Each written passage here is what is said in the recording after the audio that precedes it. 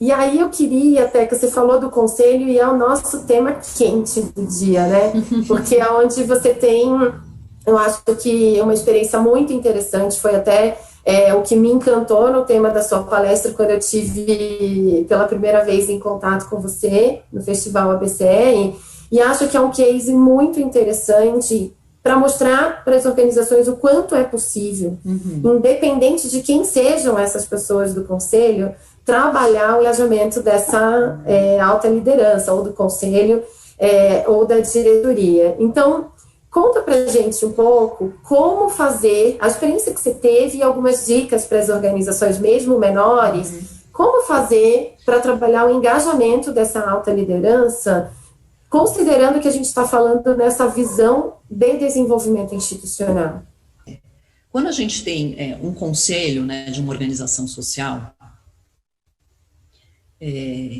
apesar de ter havido aí algumas mudanças nas regras do jogo, geralmente o conselheiro de uma organização social, ele é um voluntário, né? E eu gosto muito da fala da Ellen Pedroso, e eu peguei isso para mim, da palestra que eu fiz junto com ela e com a Lindsay Marciniak no Festival da BCR. Eu ainda estava grávida do Vavo, mas enfim, foi uma palestra muito legal, e ela trouxe uma questão que conselheiros são voluntários de governança, né?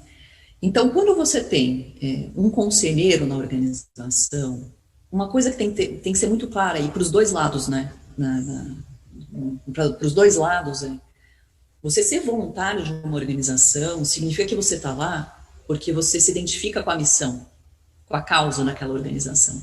E quando você se voluntaria a estar presente numa organização, a dedicar horas do seu dia, da sua vida para essa organização, você faz isso com responsabilidade.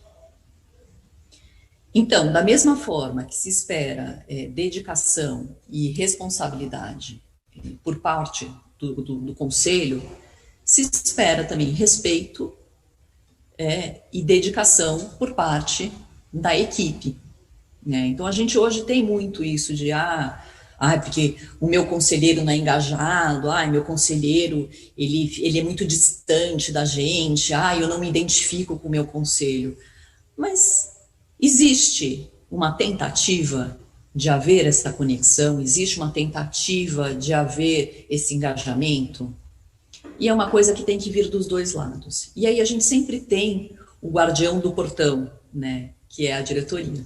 Então, se a diretoria não compra a ideia de que esse engajamento precisa existir, realmente a organização não vai. E a gente volta para a questão de mudança de cultura, né, Teca? O quanto essa visão de engajamento de conselho, de desenvolvimento institucional, a gente sempre acaba voltando para o mesmo ponto, que é realmente trabalhar uma mudança interna de cultura. Mas tem que querer, né? Ela não acontece espontaneamente, ela tem que ser provocada. Ela tem que ser provocada. E eu vou falar que, assim, com os meus clientes é uma dificuldade que eu tenho bastante. E aí traz um pouco dessa minha experiência, né, enquanto consultora, porque eu já tinha vivido isso enquanto terceiro setor, enquanto membro da equipe. Quando a organização tem muita resistência em mudar a cultura. Você pode contratar, gente, a consultoria que for. Se você não está disposto a mudar a sua cultura, a fazer, né, os sacrifícios necessários para avançar, não adianta querer cobrar da equipe ou cobrar do próprio consultor um milagre, porque o milagre não existe se a organização não está disposta a fazer as mudanças necessárias, né? E é muito difícil fazer mudança. E essa eu acho que é uma avaliação muito importante de ser feita ao contratar realmente uma consultoria, senão fica absolutamente desalinhado, né? A expectativa que a organização tem com aquilo que a consultoria tem para oferecer. E aí, enfim, não adianta realmente culpar um resultado da consultoria, porque aquilo vai ser engavetado, talvez, né? No fim das contas, não vai virar prática, como é muito comum acontecer. Então, assim, acontece muito, né, da diretoria com, então vem lá do conselho, nós estamos com um problema de captação de recursos, vamos contratar então uma consultoria especializada que vai tirar a gente do buraco. Não é assim, gente, que funciona. Assim, a consultoria, ela realmente vai conseguir fazer muitos avanços se a organização colaborar, né? Se a organização estiver disposta. E estar disposta, assim, quando a gente fala, como é que eu vou, então, ter o engajamento do meu conselho nesse sentido? Como é que eu vou ter o engajamento da minha diretoria nesse sentido? Traga exemplos práticos. Como é que você conquista o engajamento? Mostrando o resultado. Então, vamos atrás de resultados, vamos atrás de cases, de coisas que funcionam. Vamos pesquisar, vamos atrás de fatos que comprovam que uma diretoria engajada, um conselho engajado, traz resultados para a organização. E quando você fala de um conselho engajado, não é que você vai demandar mais horas do dia desse conselheiro, você vai estruturar melhor a participação dele. E talvez demonstrar o que você espera enquanto organização. Exatamente. Regras do jogo têm que ser muito claras, gente. Muito claras. Então, às vezes, é muito comum, vamos constituir um conselho, né? Então vamos constituir um conselho para que a gente possa, então, ter uma associação, ter um CNPJ, a gente precisa, né, ter tudo bem certinho, a papelada certinho, constituir os conselhos. Vou chamar meu amigo, meu primo, meu tio, e aquilo virou conselho. Só para você tirar a organização do papel, e depois lá na frente eu vejo o que eu faço. E, gente, muitas vezes você não tem a opção de lá na frente ver o que você faz, porque a organização nem sai do papel. Você tem lá o seu CNPJ, mas você não consegue avançar. Então, assim, eu costumo muito dizer, assim, e aí resgatando o que você trouxe, né, que são voluntários de governança, quando a gente fala nesse conselho. Mas eu costumo muito dizer na gestão do voluntariado de uma forma geral, pensando nessa visão do desenvolvimento institucional, que é uma mão de obra de qualquer maneira, são pessoas vindo trabalhar por uma causa. Se a organização não tiver clareza o que ela espera daquela atividade, do perfil daquela pessoa que vai assumir a atividade necessária, sem dúvida vai ser só um espaço ocupado, mas não vai, no fim, não vai trazer um impacto importante e positivo para a gestão da organização. Então, se para um trabalhador social, de qualquer outra atividade, talvez da organização e dentro de um projeto, isso já seria necessário, traçar o perfil, entender quem poderia colaborar, seja com conhecimento, com relações e etc., né? E aí, então, convidar para vir trabalhar. Imagina quando a gente fala da alta governança e do conselho. Então, porta-vozes dessa organização, né? Você sabe que uma coisa assim, que quando eu estava estudando, mergulhando, porque eu falava, gente, não é possível, a gente tem, na época lá da organização que eu trabalhava, a gente tem um conselho estrelado, é o conselho dos sonhos, assim, se você for pensar em termos de pessoas bem relacionadas, pessoas que são experts nas suas áreas de atuação, assim, era um conselho estrelado, assim, era incrível o conselho. Eu falava, poxa, mas os resultados da organização, assim, tão aquém do que a gente poderia conquistar, mas por quê? Aí quando eu comecei a participar das reuniões de conselho, eu comecei a entender um pouquinho do que estava acontecendo. A gente, nas nossas reuniões, a gente não levava desafios, a gente levava uma prestação de contas. Então, a gente perdia muito a oportunidade, a gente tinha 4 reuniões de conselho por ano, a gente perdia muito dessa oportunidade de trabalhar com o conselho enquanto grupo, né, porque existiam as reuniões individuais, enfim, mas do conselho enquanto grupo, pensar os desafios da organização e ajudar a guiar a organização através desses desafios, né. Aí eu falei, bom, aí a gente precisa começar a rever e tal, e isso não foi uma coisa que eu consegui mudar muito, a gente se apegou muito nesse modelo, a organização se apegou muito nesse modelo de prestação de contas, porque tinha medo de levar desafio e acabar recebendo uma cobrança e uma demanda ainda maior. Ou ser entendido até como falta de competência para resolver o desafio, né? Porque às vezes eu percebo que os gestores têm medo de assumir que vai compartilhar uma decisão, enfim, ou compartilhar um desafio para a opinião e não vir com uma resposta pronta. Mas eu acho que se de uma forma em geral, né, o trabalho em equipe, ele precisa ser participativo, porque a gente está falando de mais ideias, de diversidade, de inovação. Imagina quando a gente está falando do direcionamento do trabalho de uma organização. Ele precisa ser ainda mais participativo, né? Senão a gente se fecha muito na opinião de um grupo pequeno e às vezes de uma única liderança da organização. Exatamente. Que acaba tomando todas as decisões e levando a esse conselho as decisões já muito prontas, né? Sem opção. no final de 2019, se eu não me engano, que eu fui convidada para participar como conselheira de uma organização que já tinha 10 anos de atuação aqui na cidade de São Paulo e que trabalha com interiorização de refugiados aqui na cidade. Muito consistente o trabalho e etc. E o que eu fiquei feliz de ver, que foi de fato o grande diferencial para eu aceitar o convite, porque não adianta estar o nome lá, né, gente? Se no fim das contas você não consegue ajudar a desenvolver a organização, isso faz muito sentido participar. Mas o que foi um dos critérios decisivos para eu aceitar o convite, e hoje a gente tem uma reunião de conselho, inclusive no final do dia, foi justamente ter um plano de atuação de cada conselheiro. Então, na verdade, eles faziam uma reunião de convite, mas que servia também como um processo de entrevista, para entender se a expectativa que eles tinham em relação à participação desse conselheiro era correspondente com aquilo que o conselheiro de fato poderia oferecer, seja em relação a tempo ou até em conhecimento. E uma vez que isso estava alinhado, a gente recebe um documento com uma lista de sugestões de atuação, seja para a estruturação da instituição, seja para a captação de recursos em si. E não precisa ser só sair captando para a instituição, isso também, mas o desenvolvimento institucional precisa olhar em melhorar esse núcleo. Às vezes é simplesmente um trabalho de desenvolvimento de pessoas. Exatamente. E esse conselheiro pode ajudar. Mas você trouxe um ponto interessante, porque essa história de você ter um termo de engajamento ou um termo de compromisso, né? Na realidade, vamos pensar em dois documentos diferentes. O termo de compromisso, né, quando a gente fala de uma carta convite, quando você faz, né, vai convidar um conselheiro para fazer parte, é muito importante a organização, então você tem que ter lá o que o conselheiro vai fazer. Não, a organização ela precisa ter muita certeza do que ela está buscando. Por que ela convidou determinado conselheiro para fazer parte do seu conselho, né?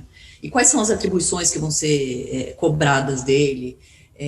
Quanto tempo que se espera de dedicação? Existe uma forma dele participar só do conselho ou se espera que ele também integre um grupo de trabalho, um comitê executivo? Então, isso tudo tem que estar muito claro. Porque muitas vezes o conselheiro, ele entra, nossa, o sonho da minha vida é ser conselheiro.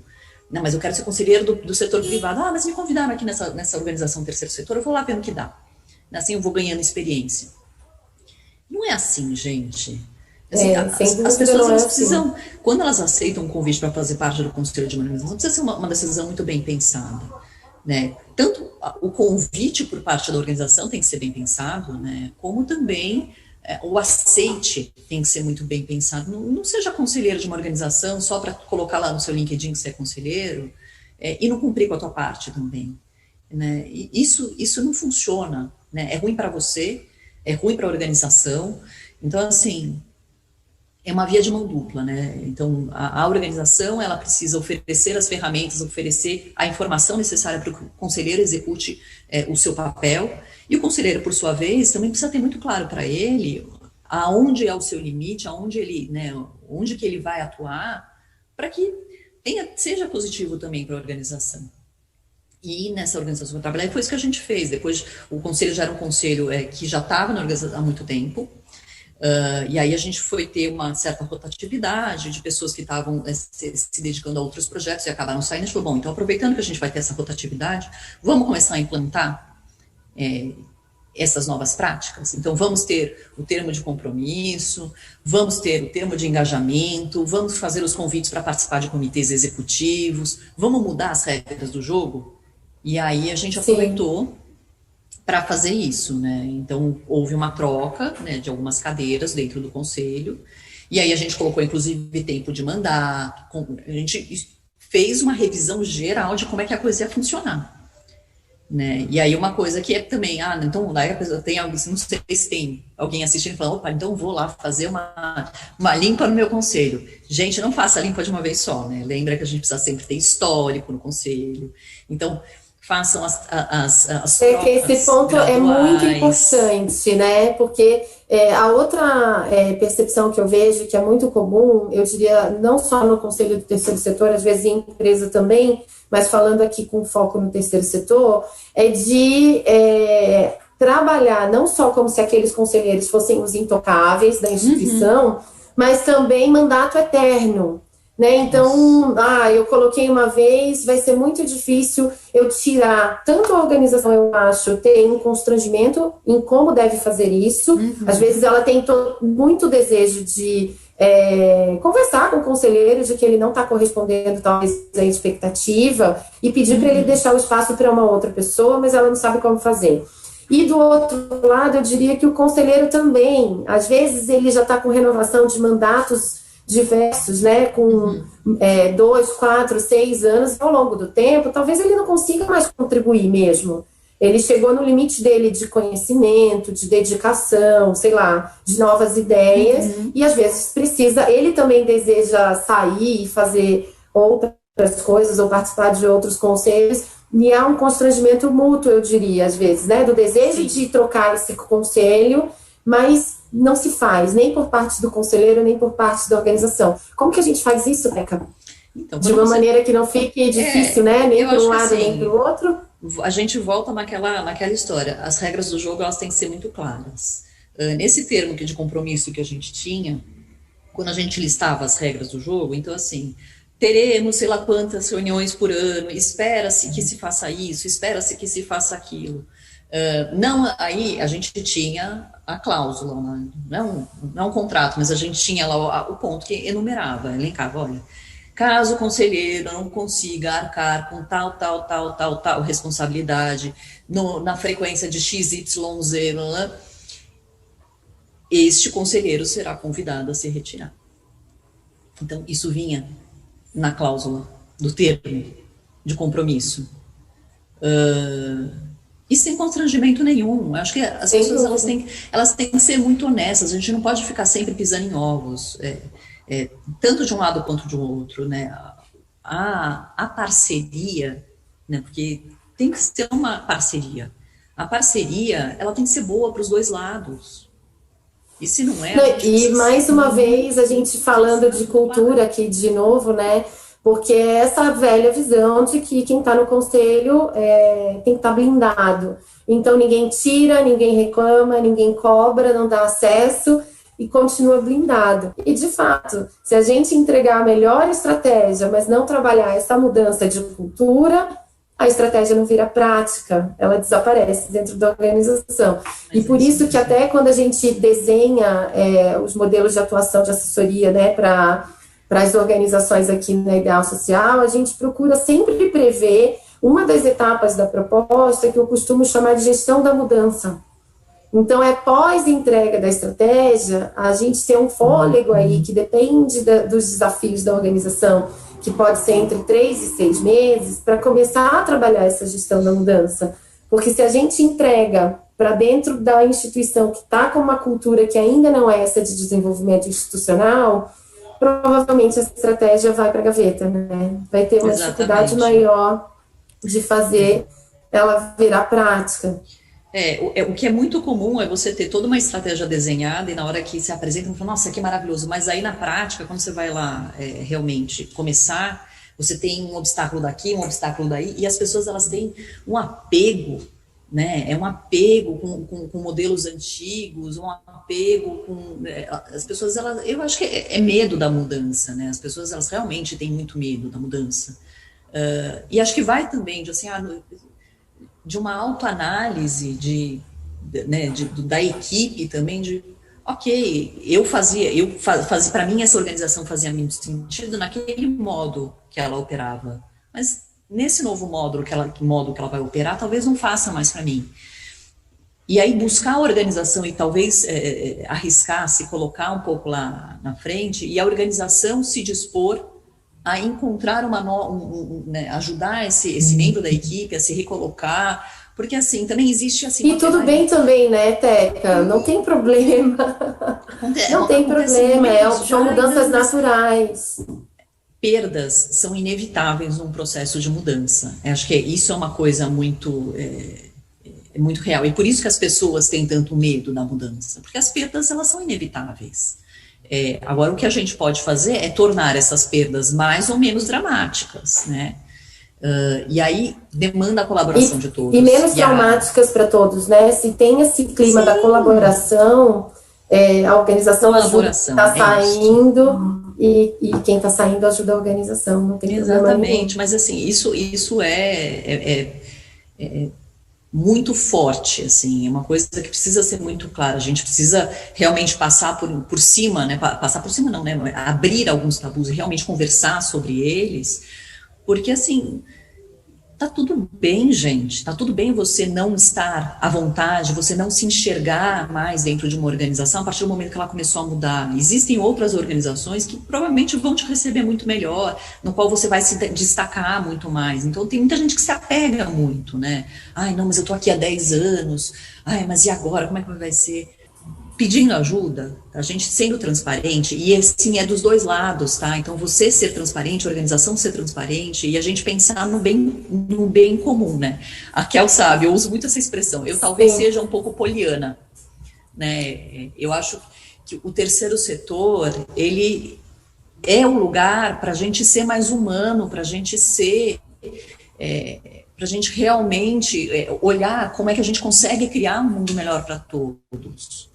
Né, e criar um mundo melhor para todos, assim, tem que olhar para tudo, a gente tem que se desapegar, a gente realmente tem que se despir de máscaras vamos realmente se entregar, porque aqui é o lugar para isso. A gente não está em busca de lucros. Todos nós que atuamos no terceiro setor temos uma missão única, que é o quê? Fazer o bem. O impacto social e o bem comum, ele está em primeiro lugar quando a gente está falando do terceiro setor. Se agora a gente tem até as empresas B, inclusive, ou negócios sociais de impacto, entendendo que a gente precisa trazer também para os negócios essa visão do bem comum, quem dirá no terceiro setor, né? A gente não pode abandonar aquilo que faz uma organização existir. A gente sabe... o quanto existem todos esses problemas, coexistem esses problemas na organização. Então, para a gente conseguir sintetizar aí tudo que a gente está trazendo de problemática, ou talvez dessa nova visão de uma cultura de desenvolvimento institucional, quando a gente fala na prática do desenvolvimento institucional, o que é essa mudança de cultura dos antigos conceitos para esse novo conceito? Né, que a gente tem uma organização, quero começar agora. Qual é a primeira coisa dos antigos conceitos que essa organização precisa abandonar? Eu acho que uma das primeiras coisas é você pensar só no agora. Você não olhar a organização como um todo e você pensar que você tem que captar para projetos. Então, assim, captar para projetos ajuda, tá? Mas você... ser 100% focado nisso não vai ajudar a organização a se desenvolver. Então, vamos olhar para a organização como um todo, vamos começar a pensar a organização com mais carinho, com mais atenção, né? Buscar fazer um planejamento de longo prazo, né? Não olha só para agora. Então, eu quero mudar a minha organização, não vou mais fazer, não tenho mais uma área de captação de recursos, eu quero ter uma área de desenvolvimento institucional. Pense também que isso é uma coisa que você vai fazendo gradualmente, né? A mudança da captação de recursos para o desenvolvimento institucional não acontece da noite para o dia, né? Quando você começa a integrar a sua captação de recursos com a sua comunicação, olhar para a gestão de doadores, tudo isso você tem que fazer para que você consiga manter a sustentabilidade da organização. Não adianta você falar com o seu doador agora e só vai falar de novo com ele daqui a um ano, quando a sua doação expirou. Então, você olhar, você querer migrar da captação de recursos para o desenvolvimento institucional, né? O desenvolvimento é a palavra-chave, né? Então, você precisa olhar a organização como um todo. Parar de pensar apenas no agora, olhar adiante, olhar a longo prazo a sua organização, né? Então, eu queria, Teca, trazer um exemplo até para ilustrar isso que você está falando, né? De o que é mudar a visão do projeto para uma visão de olhar a organização como um todo. O projeto, ele pode estar incluído nessa estratégia DEV, mas ele sozinho não existe. Sem uma causa por trás, ele não existiria. Não faz sentido ele existir se ele não tem essa organização e essa causa funcionando ali atrás. E aí, quando a gente fala da prática, tem uma experiência muito comumente acontecer, mas vi recentemente, na verdade, 2 situações em organizações que a gente atende aqui na Ideal Social. Mas uma delas tem um projeto, por exemplo, de formação profissional com foco em tecnologia, e eu precisaria de uma doação de X computadores, enfim, com uma configuração específica, que é para trabalhar com esse perfil de curso e etc. Então, vamos em busca desse doador, né? E aí, quando vai pedir, pede exatamente a quantidade de computadores que precisa para o projeto, sem olhar que talvez o gestor da organização, o captador, a pessoa do financeiro, a pessoa da comunicação também não tem um computador. E ao invés de fazer uma contagem, uma demanda que seja para todas as necessidades da organização e não só para um projeto, porque o perfil de solicitação seria o mesmo, né, tem um olhar para o projeto e depois não abastece o institucional. E um outro exemplo que eu queria dar, que tem muito a ver com colocar em prática a estratégia de captação e não deixar ela engavetada e não voltar para a antiga prática que não é desenvolvimento institucional, que eu também vejo acontecer e estou ajudando a trabalhar na superação, né, dessa cultura. Muitas vezes, por exemplo, doação de pessoa física. Temos um evento ao longo do ano e aí, então, a gente vai fazer uma campanha de doação por boletos para atender a festa de Natal, sabe? Algo pontual. E aí, eu sempre questiono, mas espera aí, volta para a estratégia. Isso é uma parte daquilo que o institucional está fazendo. Faz sentido você fazer uma abordagem pontual com um esforço de captação, uma meta que é desse tamaninho? Ou faz sentido você usar essa mesma ação para atender ao institucional e também aquela atividade pontual, aquele evento que vai acontecer? Então, mudar a cultura significa a gente se questionar o tempo todo para não continuar no automático com as antigas práticas. Mas é isso porque mesmo. Senão a gente realmente não coloca esse plano estratégico em prática, né?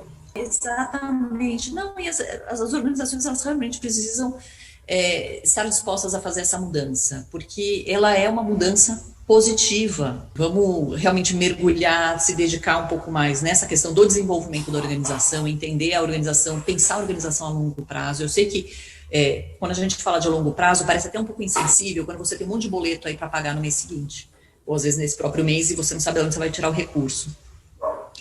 Mas é justamente para você não se ver nessa situação mais, de ter toda a questão das contas para pagar e não ter de onde tirar. Do imediatismo, né, da necessidade imediata, é superar essa situação.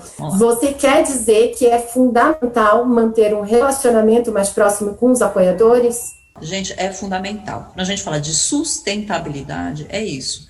É só assim, um dado muito real. É muito mais caro você conquistar novos doadores do que você manter os que você já tem na sua base.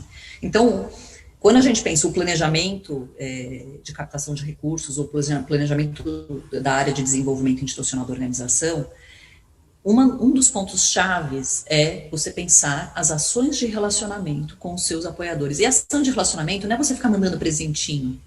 É você engajar ele, é você contar para ele o que você está fazendo com o recurso que ele doou, qual é a diferença que isso está fazendo. Você pode criar formas, então é uma organização que distribui cestas básicas. Pegar, às vezes, um depoimento de uma família que foi beneficiada por essa ação, e mandar para os apoiadores, contar um pouquinho da evolução, oferecer um espaço de troca para os seus apoiadores, para eles também darem as sugestões de melhorias, como é que eles se veem.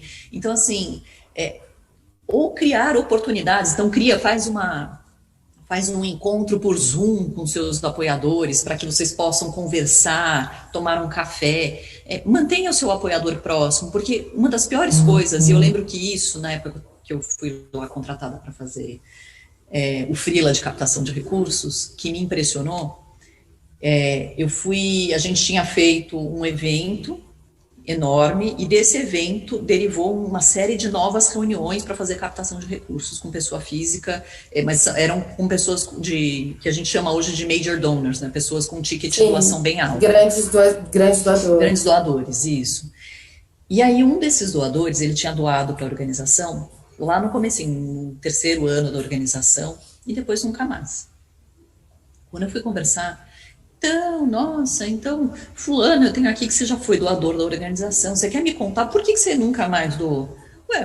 Muito simples. Eu doei para vocês lá em 2000 e bolinha, e vocês nunca mais vieram falar comigo. Para mim, vocês estavam bem, vocês não precisavam mais de dinheiro, vocês nem me contaram o que vocês fizeram com o recurso depois.